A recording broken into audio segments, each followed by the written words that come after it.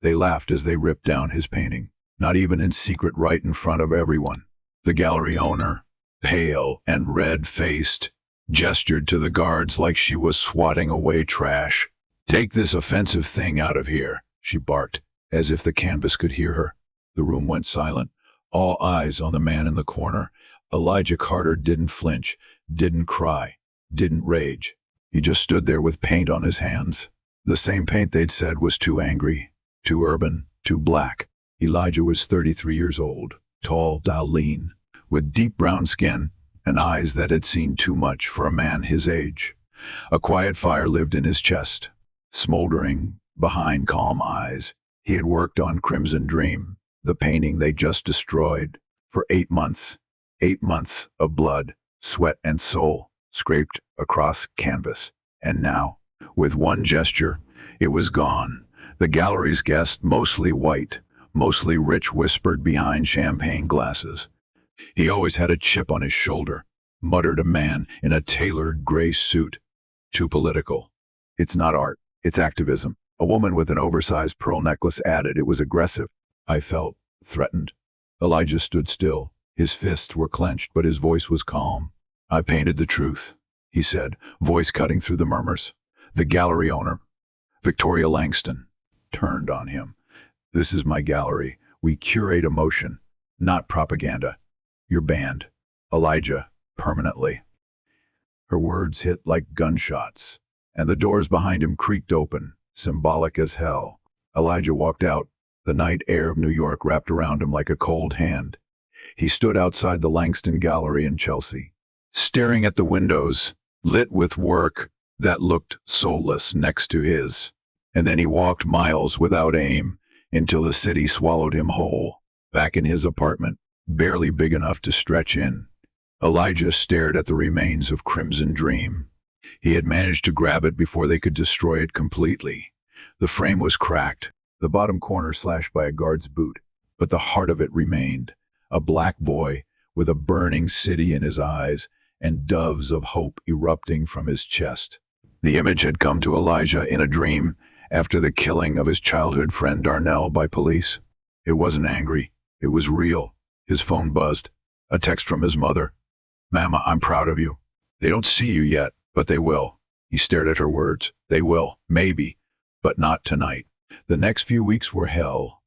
Calls went unanswered. Collaborations fell through. Brands and galleries ghosted him. Even some of his artist friends backed away like he was radioactive.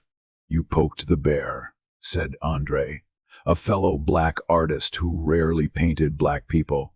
"You know how this world works." "Yeah," Elijah replied, "and that's exactly why I paint what I paint." He couldn't sleep. He couldn't afford groceries some days, but he kept painting. He poured his pain into the canvas. Series after series, boy on fire, no justice, no sleep. The chain and the crown, no galleries would take them. So he showed them on the street, Union Square, Harlem sidewalks, anywhere with traffic and eyes. Sometimes people stopped, mostly they didn't. Then one day, something changed. A little girl, maybe 10, stopped in front of one of his street displays. She was holding her mom's hand, eating a melting popsicle. Her eyes locked on the chain and the crown, a portrait of a young black girl in chains, smiling like a queen. "Mommy," she said, tugging at her mother. "She looks like me." Elijah watched from a distance. The mother leaned down and whispered something, and the two walked over. "Did you paint this?" the woman asked. "I did." "She's beautiful," the girl said, smiling up at him. "Is she real?" "She is now," Elijah said, throat tightening. The woman opened her wallet. "How much?" He blinked. "I haven't sold any in a while." "I want it," she said, pulling out cash.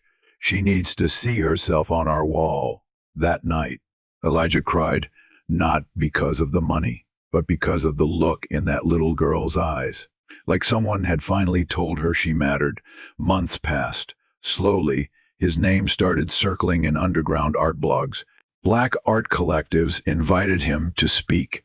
He posted pieces online, and one went viral. A painting of a black man holding a white dove in one hand and a police badge melting in the other. It tore across Twitter and Instagram. Thousands of comments, some hateful, many adoring. Then came the message from Avery Castillo, a prominent Afro-Latinx curator known for disrupting the white-dominated art world. Her subject line: "Your work made me weep. I want to feature you," she wrote, "in our upcoming exhibit, Unbought, Unbroken." The show opened in a Brooklyn warehouse, stripped of pretension, raw, loud, honest. Elijah stood by his newest piece, breathless grace, when someone tapped him on the shoulder. "I remember you," came a voice. He turned. Victoria Langston. She looked thinner now, more fragile, less sure. "I was wrong," she said. "About your work, about you." He said nothing, just watched her shrink in the silence. "I came to see it for myself. The buzz is everywhere, and I wanted to make an offer. I'll pay double for Crimson Dream. We'll restore it. Feature it at Langston Gallery. You'll get top billing." Elijah smiled, the kind of smile that knows storms. "It's not for sale," he said. Her eyes widened. "You're passing on that kind of exposure. I already have all the exposure I need," he said, motioning to the buzzing crowd, the flashing cameras, and the tears on Avery Castillo's cheeks. Word spread fast. An anonymous bidder, later revealed to be a famous black actor, offered $2.5 million for Crimson Dream. He called Elijah personally. "This isn't just a painting," he said. "It's a mirror. I want my son to wake up and see himself in it every day."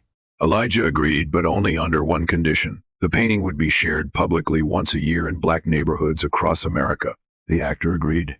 Headlines exploded. "Banned black artist sells painting for." Millions once rejected, now revered. The rise of Elijah Carter. Elijah was invited to speak at universities. His story became the subject of documentaries, but none of it compared to the day he returned to the corner of Harlem where he used to sell art for $20. Kids gathered as he unveiled a mural of that same black girl with the chain and the crown, now larger than life, painted across a school wall. An older man leaned close to him. "You remember me?" Elijah squinted. "Should I?" "I was the security guard at the Langston Gallery. I kicked your painting down." Elijah froze. "I was wrong. My daughter, she showed me your art. I just wanted to say, I'm sorry." Elijah extended his hand. The man took it. As the sun set over Harlem, Elijah stood before the mural, paint still under his nails, and watched a little girl with beads in her hair stare at the crown on the wall. "Is that me, Mama?" she whispered, and Elijah smiled. "It's all of us," he said, because what they tried to bury had only taken root, and the world, it finally saw the garden. The next morning, Elijah sat in his modest kitchen, sipping coffee as sunlight filtered through the dusty blinds. His phone hadn't stopped buzzing all night, requests from journalists, agents, and buyers, but he ignored most of them. He was staring at a blank canvas propped up against the wall, just breathing. He remembered the silence of the streets where he once painted, the ache in his back after dragging heavy canvases across neighborhoods, the humiliation of hearing whispers like, "He thinks he's Basquiat or something." And now, they were calling him a visionary. The same voices that once ridiculed him were suddenly quoting him. Avery Castillo stopped by later that day. She walked into his studio like she belonged there, elegant, unapologetically Afro-Latina, with silver streaks in her thick curls and fire in her step. "I brought you something," she said, placing an envelope on the table. He opened it, an invitation. "The Smithsonian. They want to feature Crimson Dream," she said, "and they want you to speak." Elijah sat in silence. His heart thudded like it did the first time he held a brush. "I'm not sure what to say," he finally whispered. Avery smiled. "Just tell the truth. That's what you've always done." Washington, D.C. buzzed under gray skies as Elijah stood behind a podium at the Smithsonian's Hall of Contemporary Voices. The auditorium was packed. Camera lights flashed. Rows of students, artists, celebrities, and historians stared at him, waiting. He looked out at them, looked past them, and he saw Darnell. Not really, just in his mind. The boy he'd grown up with. The boy who could draw superheroes better than any comic book. The boy who had been gunned down over a wallet. Elijah cleared his throat. My name is Elijah Carter, and once upon a time, they said my art didn't belong in their galleries. Too raw, too political, too black. But my art was never meant to please. It was meant to breathe, to speak when no one else would. He paused.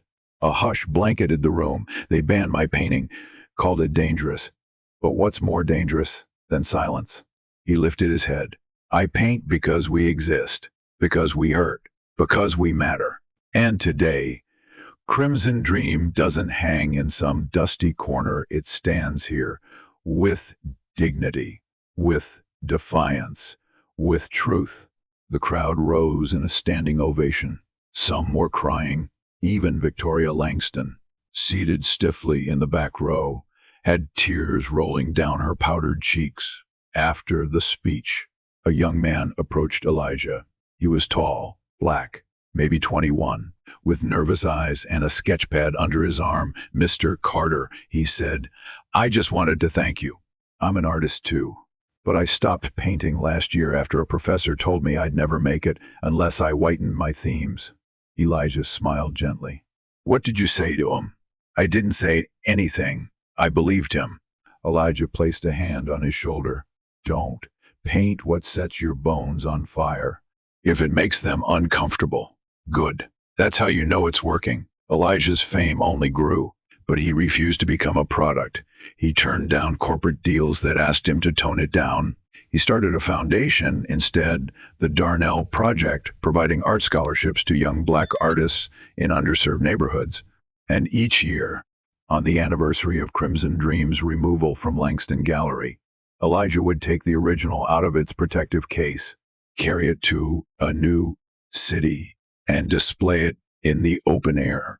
He never charged a fee, never made a speech. He just stood nearby and watched as children, elders, and strangers came to see it. In Atlanta, an old woman knelt before the painting and whispered, "This is what they tried to erase." In Chicago, a high school student wrote a poem beside it, taped to a nearby wall. Your doves fly through my ribs and I finally remember how to breathe. In Oakland, a group of students from a local art class replicated it with chalk across the schoolyard floor. The next rain washed it away, but the memory remained etched in every heart that had seen it. Elijah often thought about how close he had come to giving up, how the world had tried to define him through rejection, but he had resisted. He remembered one late night, just after he had sold Crimson Dream. He had called his mother, voice shaking. "Ma," he'd said, "they want me now." She replied without missing a beat, "They always needed you. They just didn't know it." Years later, Elijah stood in a new exhibit titled Undeniable. Dozens of his works filled the halls of the New York Museum of Modern Art. A plaque near the entrance read, "From Banned to Beloved, the Journey of Elijah Carter." A young girl, no older than 10, pointed at one of the paintings, a golden-skinned child flying above a burning city. "That's me," she said, "just like the girl years ago." And Elijah smiled again, like he always did when truth found its way home. Because no matter how they tried to erase him, silence him, or shame him, Elijah Carter painted anyway, and the world finally caught up. He stood there long after the museum closed. The lights dimmed one by one, and the crowd faded into the night. But Elijah remained motionless in the center of the room, gazing up at Crimson Dream. The painting was now perfectly restored, every brushstroke alive with the same fury and hope he had poured into it all those years ago. Behind him, a familiar voice broke the silence. "You really did it," Avery said, stepping into the soft light beside him. "I didn't think I'd make it," he admitted, his voice husky. "So many times I thought about walking away, but you didn't. I couldn't. It wasn't about me anymore." Avery smiled, then looked at the painting. "It never was it? It was always about us." They stood in silence, just the two of them, surrounded by art that once wasn't allowed in any gallery. Now it stood enshrined, a monument to resilience. Suddenly, Elijah spoke again. "You know, I think about that night often. when they threw me out of Langston Gallery, when they told me I wasn't welcome. And every time I think of it, it feels less like a failure and more like the moment everything really began. Avery turned to him. Would you go back and change anything? He took a deep breath, then exhaled slowly. Only one thing. What's that? I wish Darnell could have seen this. He was the first to ever believe in me, the first to say, your art is more than pretty pictures. It's power. She placed a hand on his arm. He sees. I promise you. He sees. Elijah nodded. His throat was too tight to speak. Later that night, as he walked through the quiet streets of Harlem, he passed the mural of the crowned black girl once more. Now, the entire block had changed. Stores had painted their shutters in tribute. Local poets had added stanzas to the sidewalk. And the school that once faced budget cuts was now funded through his foundation. A group of kids were sitting beneath the mural, sketchbooks in their laps. They were laughing, trading ideas, drawing. One of them looked up and gasped, Yo, that's him, Elijah Carter. He chuckled as the kids surrounded him, eyes wide with excitement. You really painted all that stuff in the museum? I did. A small boy with glasses looked up. Is it hard? Like doing what you did? Elijah crouched down to meet his eyes. Yeah, sometimes it's really hard. People won't always understand you. They'll tell you you're too much, too loud, too different. But your voice, he tapped the boy's sketchpad. Your voice is your power. The boy blinked, then looked down at his drawing of a superhero with skin as dark as coal, lifting the world in one hand. Elijah stood up and smiled at all of them. Promise me something. They leaned in. Don't stop. No matter who laughs, no matter who says you don't belong, keep creating, keep speaking. We promise, they shouted in unison. The next morning, Elijah was interviewed on national television. The anchor leaned forward, smiling warmly. Mr. Carter, your work now sells for millions. You've inspired a generation. But let me ask you, what does success mean to you? Elijah didn't miss a beat. Success isn't the price tag on a painting, he said. It's when a kid who's never been told he matters sees himself in a canvas and knows he's not invisible. It's when truth is no longer banned. It's celebrated. That's what success is. The anchor blinked, visibly moved. And what's next for Elijah Carter? He smiled. I'm opening my own gallery, one where no one gets turned away, where street kids can hang their work next to legends, where art isn't gatekept, it's given. The audience applauded, but Elijah didn't hear them. In his mind, he was back in that alley with a bent easel, cold fingers, and a heart full of dreams. He was remembering where he came from, the pain, the rejection, the fire, and now the world was watching, listening. The grand opening of his gallery named Fire and Freedom was unlike anything the art world had seen. The space was covered in vibrant murals, protest slogans, soft poetry scrawled along the walls. Paintings by teen artists from across the country hung proudly next to Elijah's most iconic works.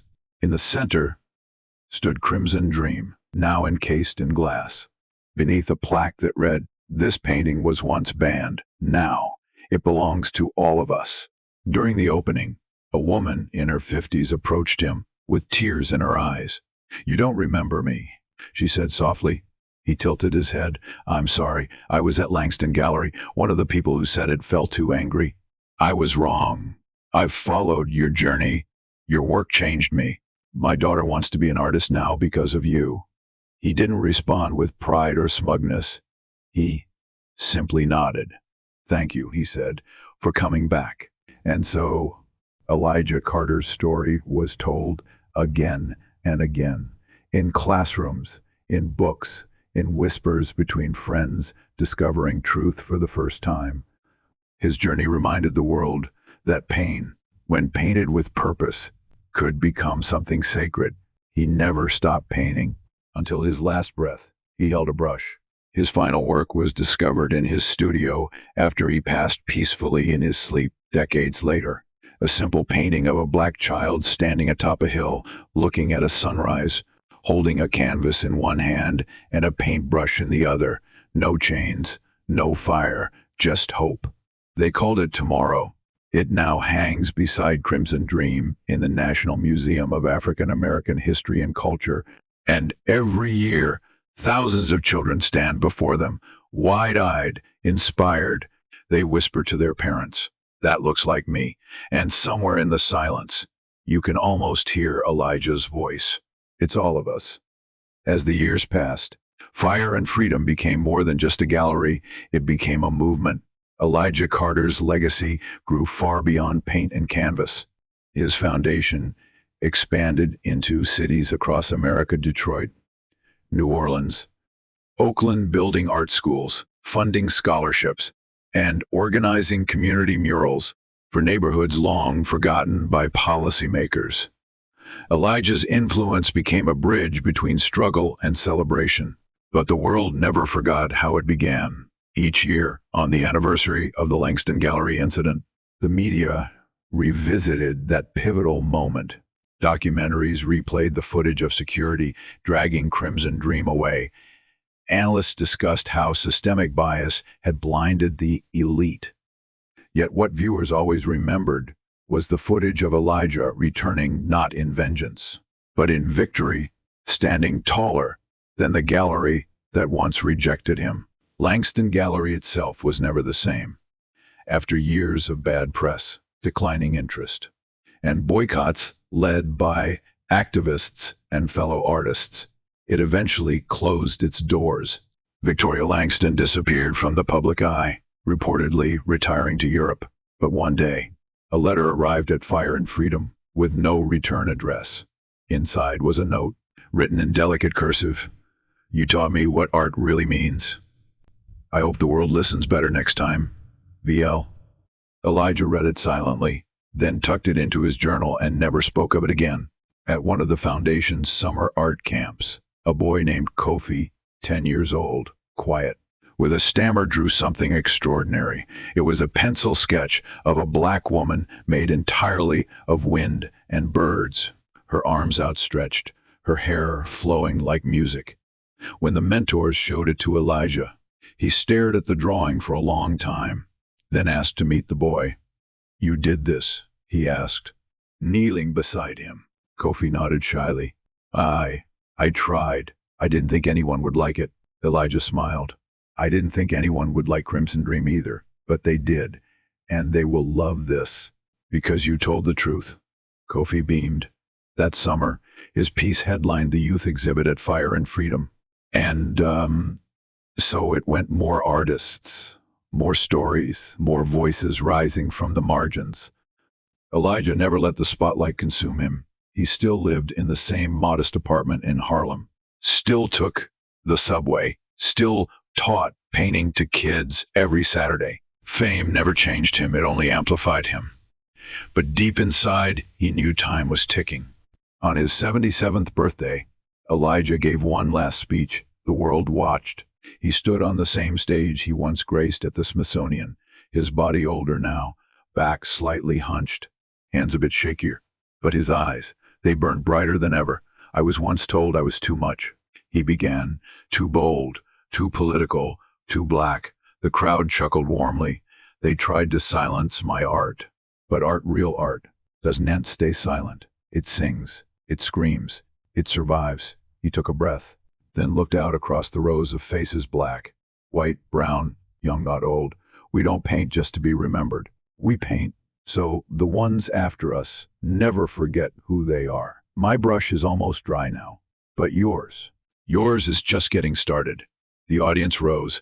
Applause thundered through the hall. That night, Elijah returned to his studio and painted until sunrise. One final stroke, one final message. When he passed a few days later, the world mourned. Presidents issued statements. Murals appeared on walls across continents. Social media overflowed with posts from people whose lives his work had touched. But most touching of all were the children. They gathered at Fire and Freedom, dressed in paint-streaked aprons, holding up signs that read, "I see myself because of Elijah. He made me believe. Our stories matter." The board of directors renamed the foundation the Carter Legacy Initiative. A new wing opened in Harlem, the Elijah Carter Museum of Voices. and inside. At the heart of the first exhibit hangs two paintings. On the left, Crimson Dream, now a national treasure. On the right, Tomorrow, his final gift. In between them, an empty canvas. The plaque beneath it reads, "For the next voice." Because Elijah Carter's story didn't end with him. It began with rejection. It bloomed in resistance. And it lives on in every brushstroke of those who dare to paint the truth.